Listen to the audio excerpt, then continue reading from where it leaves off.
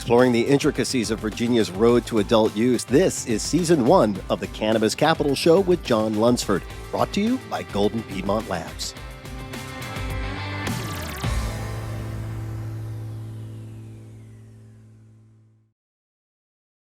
Welcome to the first episode of Cannabis Capital with John Lunsford.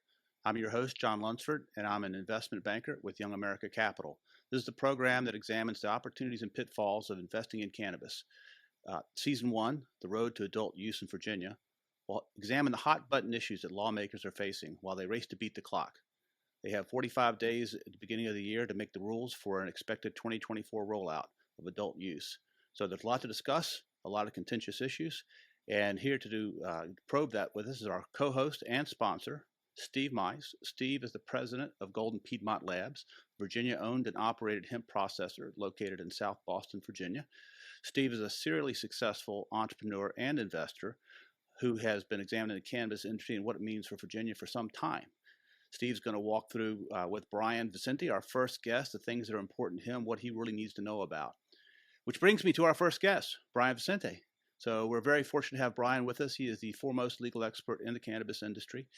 He is the founder of Vicente and Sederberg, which is a law firm that is dedicated exclusively to cannabis. It has 36 attorneys and 8 offices across the United States.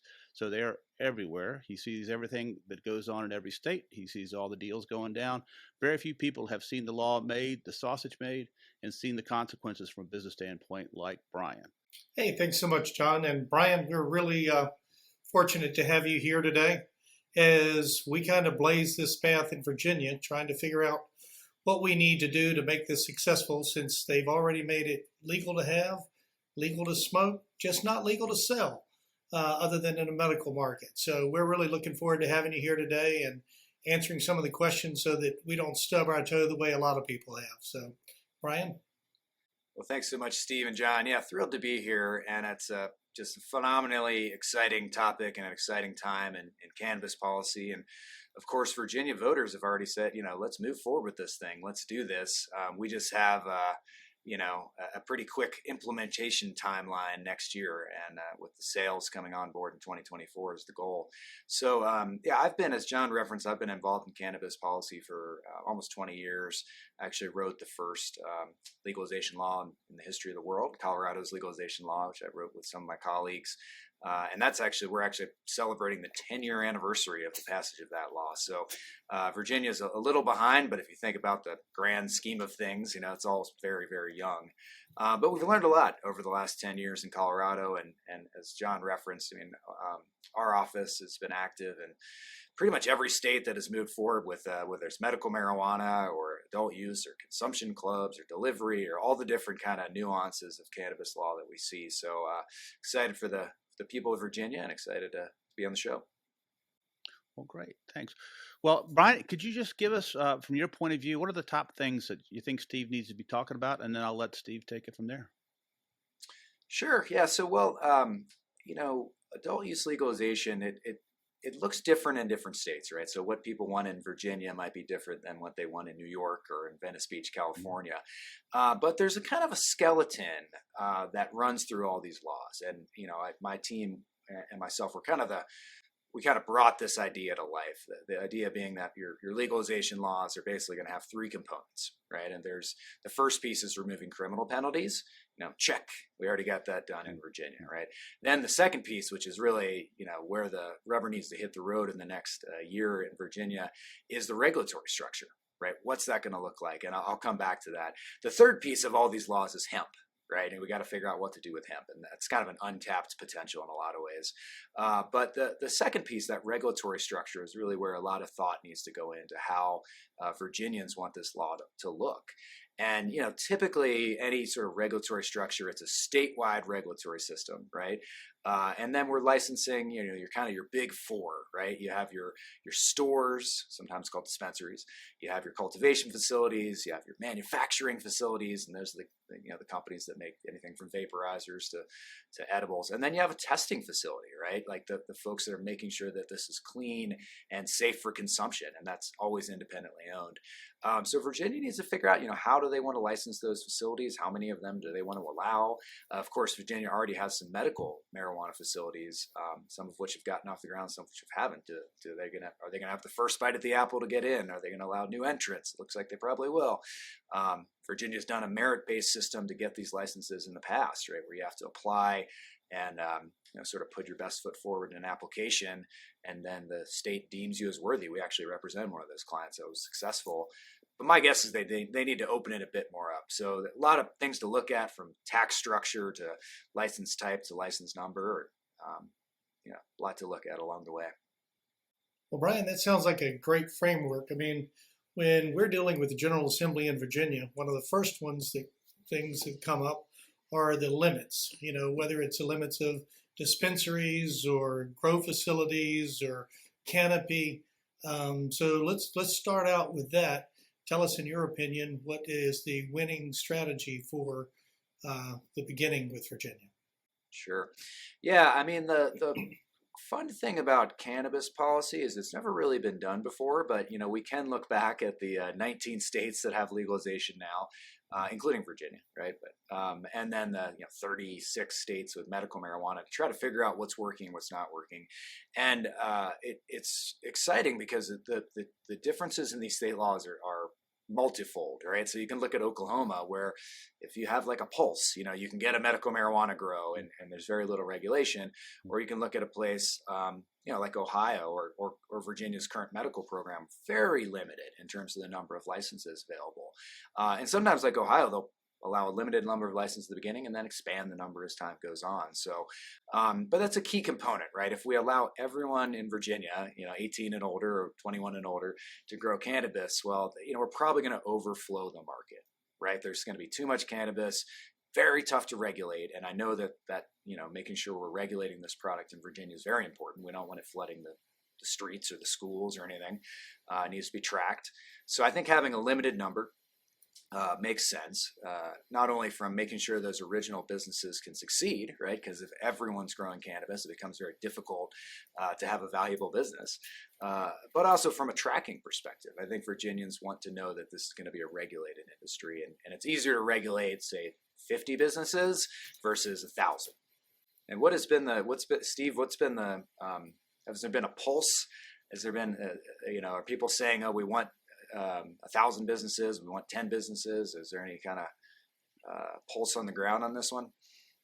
Well, the interesting thing, Brian, is the bifurcation between the Democrats and Republicans. As some people know, the Senate's controlled by the Democrats, the Republicans control the House. And so far, they don't agree on very much of anything.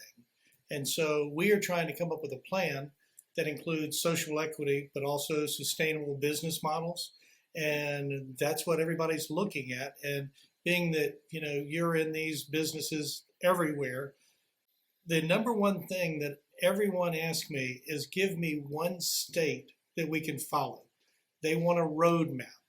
And as such, we really haven't found that one roadmap. We found that the policy in this state's good for this part of it. This state's good for this part of it. Is there a state in your mind that has really hit a home run on all of these things, or are we going to have to pick and choose? Yeah. At this point, I think it's a little bit of pick and choose. I like Illinois a lot. They have a limited number of licenses, but there's still hundreds of businesses, right? And they've had a big focus on social equity licensing. So trying to make sure that people who have been disproportionately impacted by the drug war are able to participate in this new industry. But they're still pretty new. They've only had adult use sales for about a year. And there's also been lawsuits, right, by people that didn't get those original licenses. So kind of tough to say if there's a perfect model, but maybe we can all work together and make Virginia the perfect model. And in the future, people will be looking at it for advice on how to best operate. Well, we have the same thing going on when we start talking about taxation. If you look at the Republicans, they're very much concerned about getting rid of the illicit market. So they tend to favor the taxes being lower. If you look at the Democratic side, they have lots of social programs that they would like to sponsor. And so they're in favor of a higher taxes. So give me some input on how you think we need to go that way. Yeah, this is a big topic. And, as someone that kind of helped bring a lot of these legalization laws into effect. I think voters are very interested in having this be a responsible industry that gives back via tax dollars. And, you can drive around places in Illinois or Colorado or Washington State, and you can see like rec centers, community centers that have been built with marijuana taxes. I mean, I think that's important. It's an opportunity for us to give back. But how do you strike that tone, right? And this is something we're dealing with in New York and we're dealing with in California. If we're taxing these licensed businesses too heavily, they're not going to be able to compete against the underground market, And so how do you thread that needle?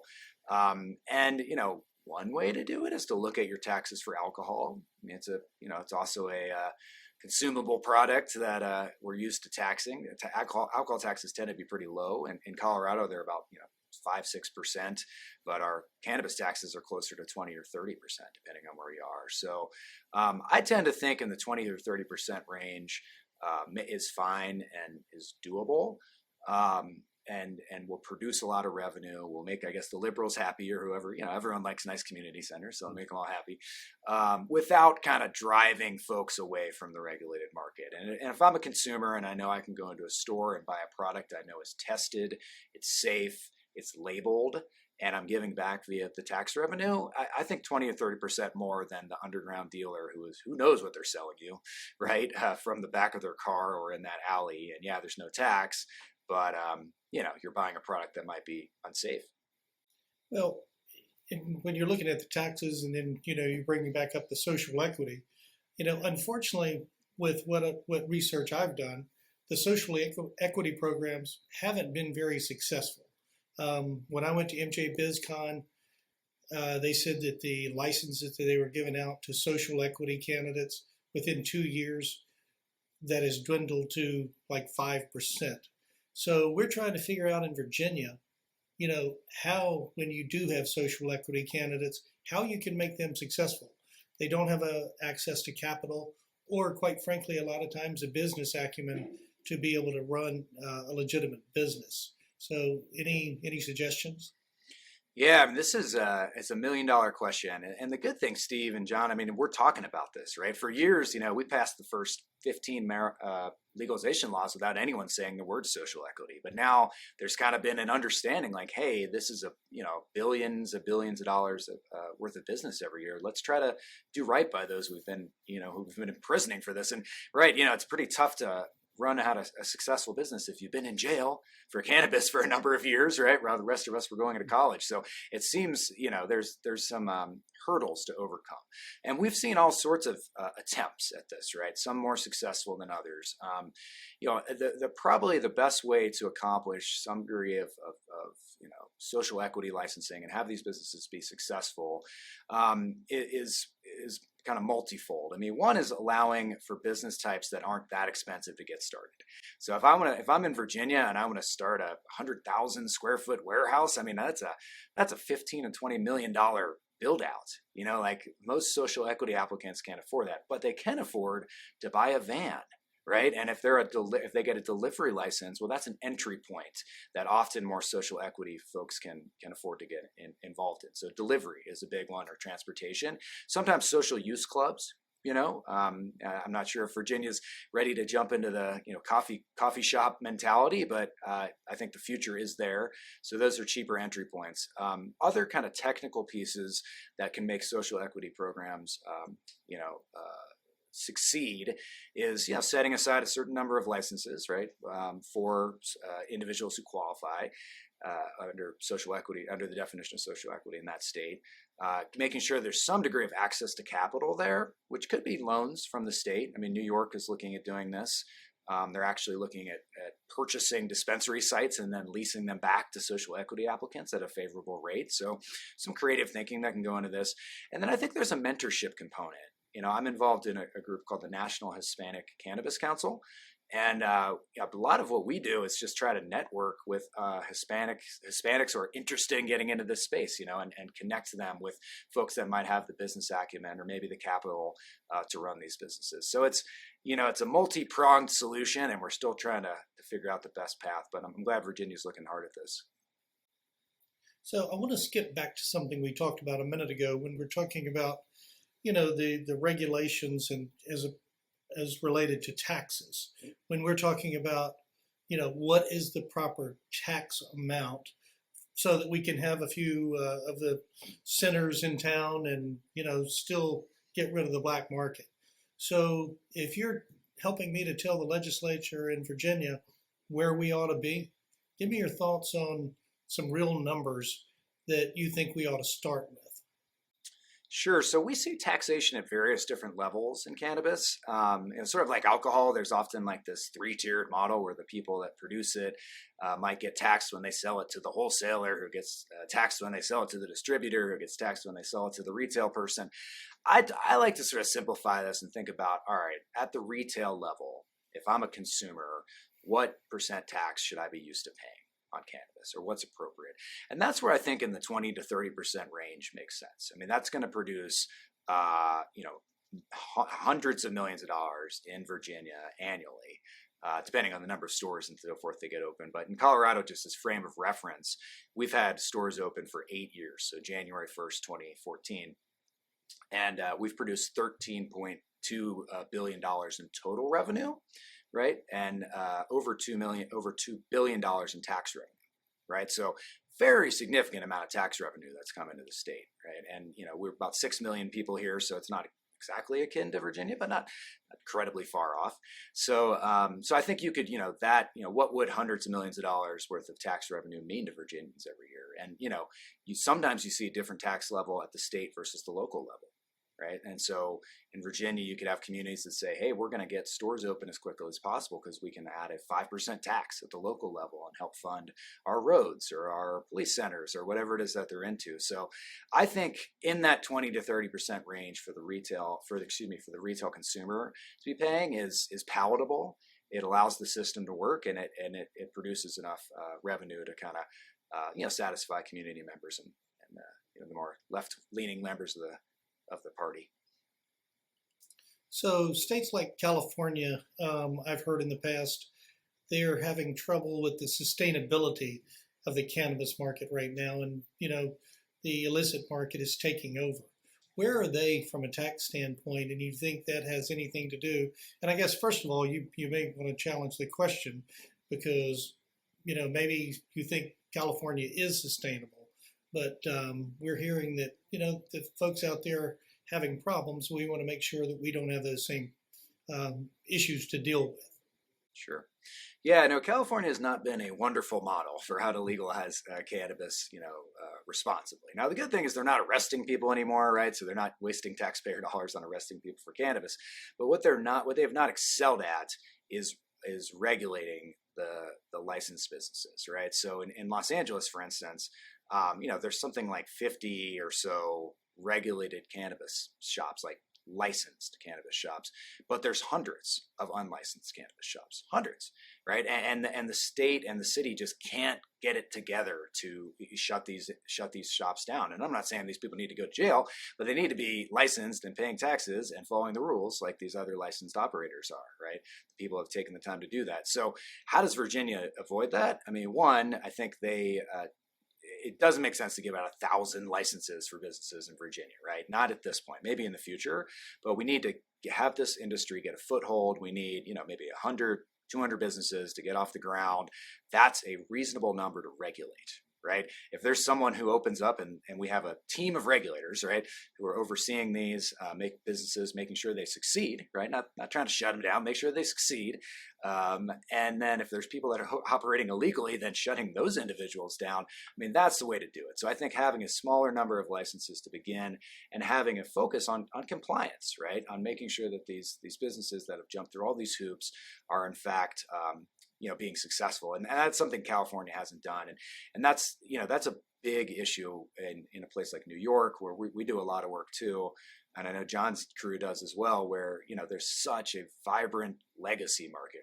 So Brian, we're already seeing some of the challenges in Virginia with regulation.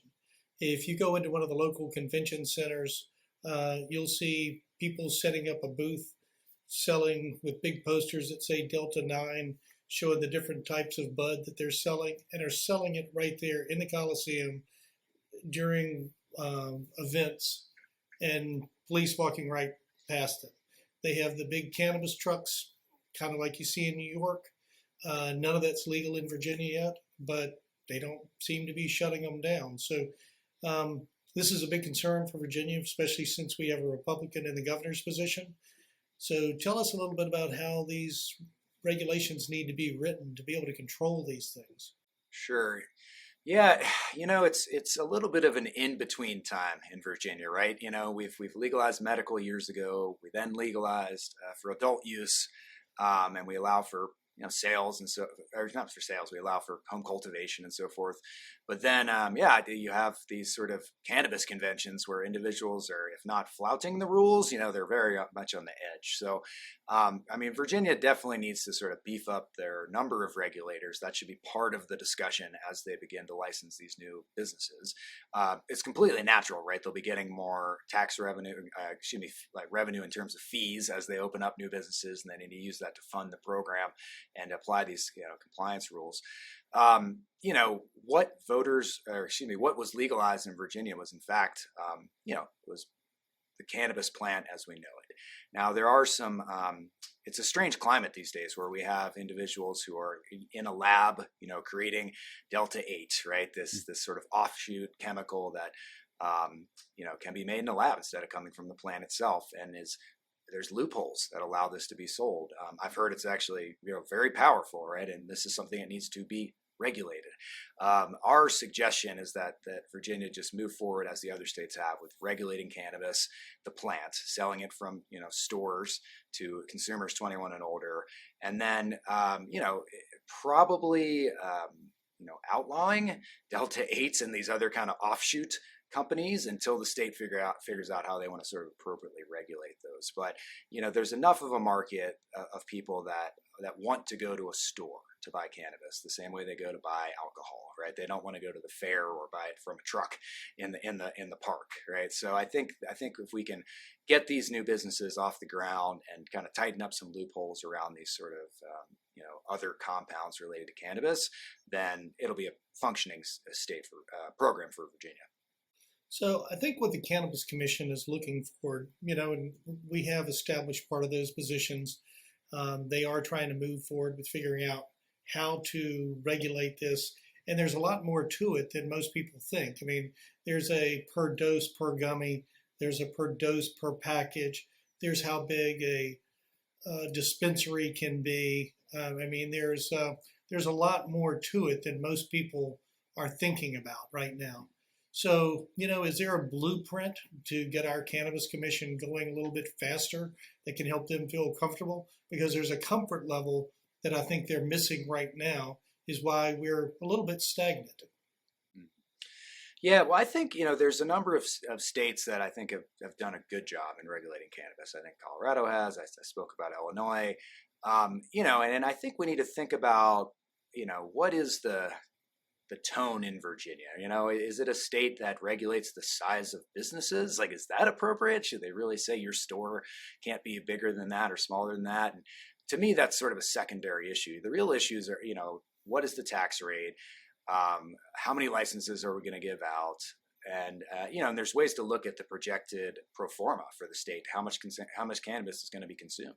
That's typically how the number of licenses are decided, right? And we have an economist on site. That's all he does is kind of crunch numbers to figure out how big state markets are going to be and see how successful our clients are going to be or not in that state. But then you brought up, Steve, this idea of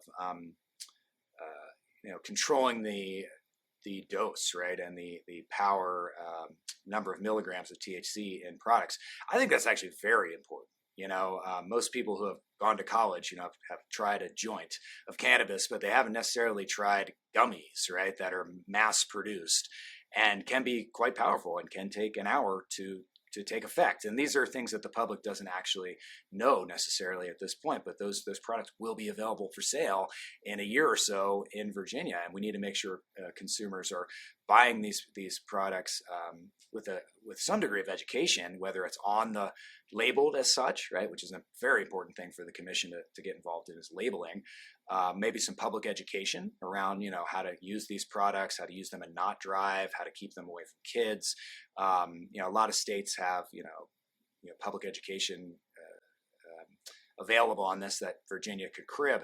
And then the dosing, right? I mean, in Colorado, we had a very robust discussion about what should a dose of edible cannabis be. You know, is it 2.5 milligrams of cannabis, or is it 10 milligrams? And most states have decided it should be 5. So if I get a chocolate bar, I break off one little piece, or I buy a gummy, it's a 20 pack of gummies. What should one gummy be? And generally 5 milligrams is where most states have landed. You know, as opposed to that being 50 milligrams or something that would be incredibly impairing to the individual. So I think Virginia should look at some best practices around the country. But, you know, there are regulatory organizations and there are states that have, you know, published this sort of information and can share what has worked and not worked. What's your feeling about the super high dose like dabs and waxes and things like that? That's also been a concern for our General Assembly. Any thoughts on those?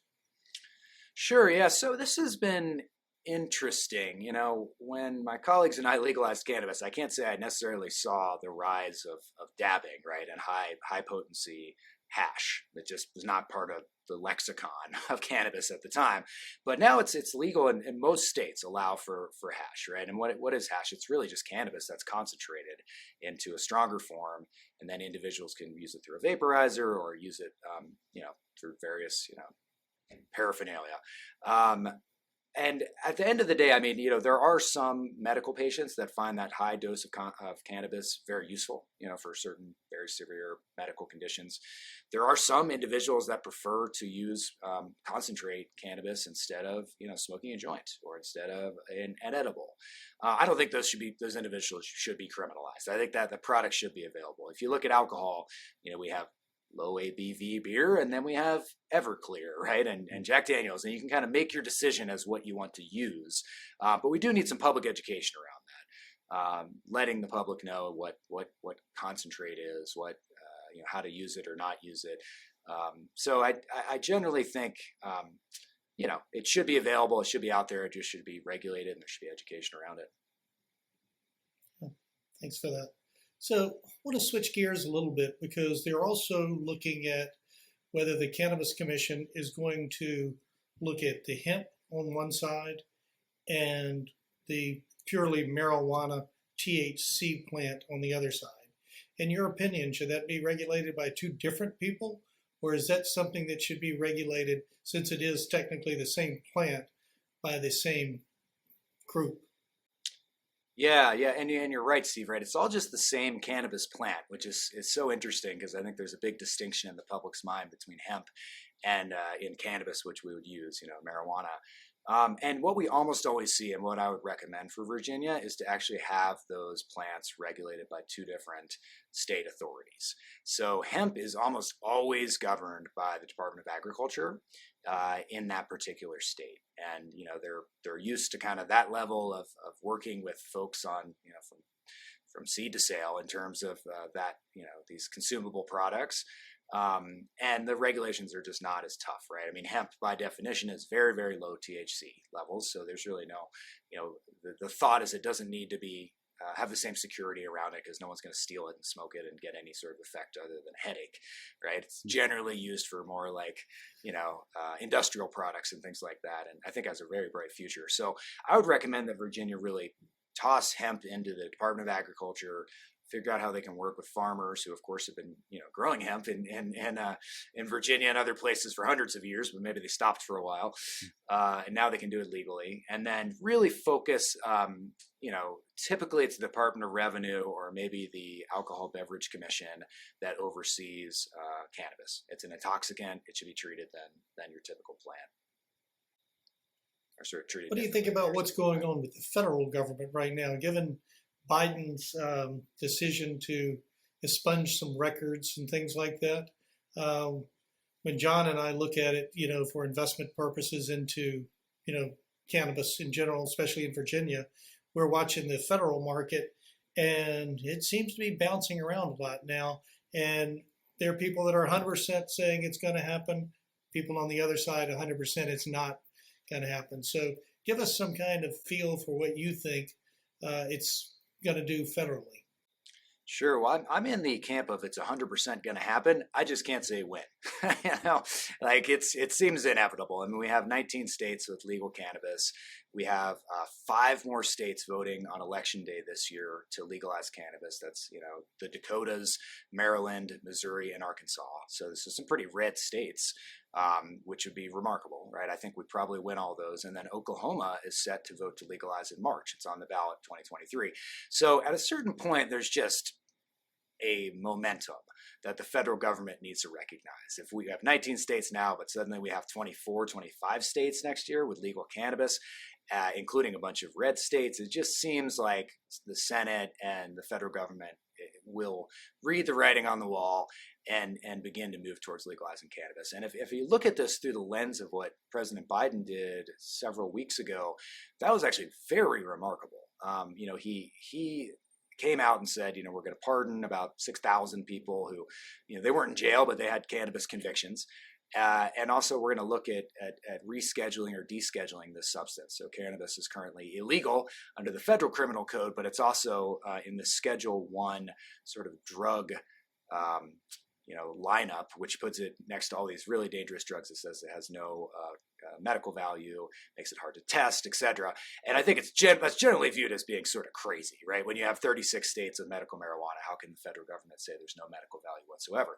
So for the president of the United States, the most powerful individual in the world, or one of them, to come forward and say, hey, we're going to pardon people for possessing the substance, and we're going to look at moving it out of the Schedule 1 substance, Schedule 1 sort of lexicon, is completely remarkable. It's the biggest move on cannabis we've seen by an American president since Jimmy Carter.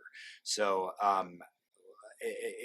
when you look at it through that lens, if you have all these states voting to legalize on November 8th, you have the federal government saying, you know, we're actually taking action to expunge records, but we're also going to take action to look at moving the scheduling for cannabis.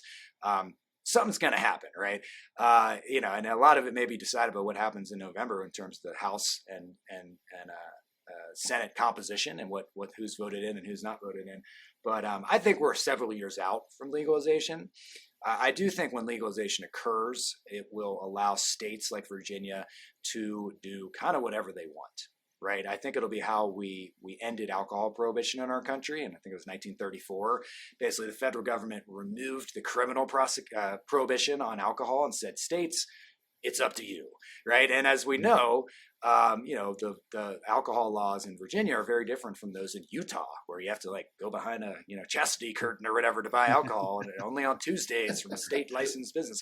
Right. So I think there's a very good chance that Virginia, the program that you all are putting into effect now, will be the program for decades and decades to come. So it's really important that we try to get it right from the beginning, because I don't think the feds are going to impose their own regulatory structure. They're going to let Virginia do what Virginia wants to do. So before we wrap up, Brian, this has been terrific. Really appreciate you having you here. One question I have for you relates to something that we see a lot of, which is some states, when they award the licenses, the way that they do it triggers waves of lawsuits. So all these licenses that people want to buy, they want to invest in, they're locked up in court for months, years. How do you avoid that? You know, is there any prescription for Virginia to like bypass that whole problem? Yeah, so this is something we think a lot about because our law firm does a ton of application work. So anytime there's a new market, we're applying to help clients get these licenses. We're doing Mississippi and Alabama and all this fun stuff right now. Mm-hmm. I think probably the best way to avoid lawsuits, which by the way, not only hurt business owners, but they hurt medical marijuana patients, they hurt consumers. Like let's cease the lawsuits. It's funny to say coming from a lawyer, but we're not filing the lawsuits. Is to do some sort of what we call like a merit-based lottery system, right? So if the state would say, listen, we're going to give out 50 new cultivation licenses or whatever it is, in order to qualify for this, for one of these licenses, you need to be a Virginia resident, you need to have X amount of money in the bank, you need to have this history of, business acumen in the state, paying taxes, whatever the threshold are. If you can send in an application that shows us all that, and you don't have criminal issues, etc., then you get into a different pool, right? You get a pool of individuals who then we'll draw a lottery from, and we'll see who wins out of those individuals. And that, I think, is the best way to avoid a lawsuit. You're making sure you're getting good business operators, because you have that first phase. And then, where people get sued is if they apply and there's no lottery, right? It's just a merit-based system exclusively. Maryland. They're being great against their peers. Yeah, Maryland. Name the state, you can name there's lawsuits. So it's hard to avoid lawsuits entirely, but I think something like that, is probably the best path to avoid the courtroom. Well, great. Thank you so much, Brian. Again, it's been Brian Vicente from Vicente Sederberg, the leading cannabis lawyer in the United States. We're glad to have you here on our first episode. Steve, as always, thank you for co-hosting the show and carrying the burden of the conversation. Thanks so much. We look forward to seeing you guys next time. Thanks so much, gentlemen. Appreciate it. Brian, much appreciated. Thank you. Take care.